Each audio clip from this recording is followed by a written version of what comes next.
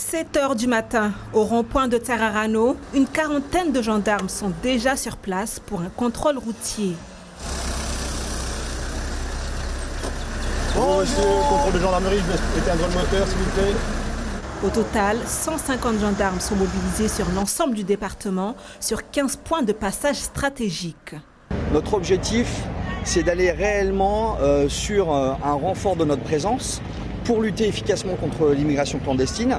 On sait qu'on a énormément de mouvements tôt le matin et dans l'après-midi d'étrangers en situation régulière qui peuvent aller sur des activités professionnelles particulières. Et c'est là où on doit, nous, pouvoir exercer ce contrôle dans un premier temps. Et parallèlement à ça, ça va permettre là aussi de pouvoir rassurer l'intégralité de la population. Cette présence de voie publique, cette visibilité, c'est pour nous un des garants de l'efficacité du dispositif de la gendarmerie sur Mayotte. Il faut ajouter à ce dispositif les gendarmes mobiles qui ont un rôle bien précis. Elles ont un ordre de mission tel qu'elles l'ont tous les jours en fait, c'est de faire de la sécurité publique générale.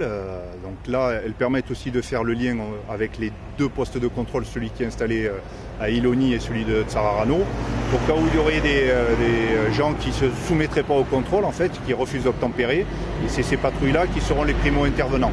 Ces contrôles renforcés ont lieu quelques jours avant l'arrivée du ministre de l'Intérieur et des Outre-mer, Gérald Darmanin. 2 mois après le début de l'opération Wambushu, il vient tirer un premier bilan. Je crois surtout dans l'esprit du ministre, ça il le dira lui-même, c'est comment on va continuer, parce que l'objectif qu'il m'a demandé, c'est de poursuivre ce que nous mettons en place.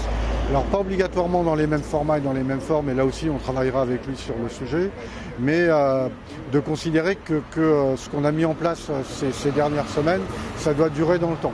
Le ministre Gérald Darmanin devrait passer le week-end à Mayotte.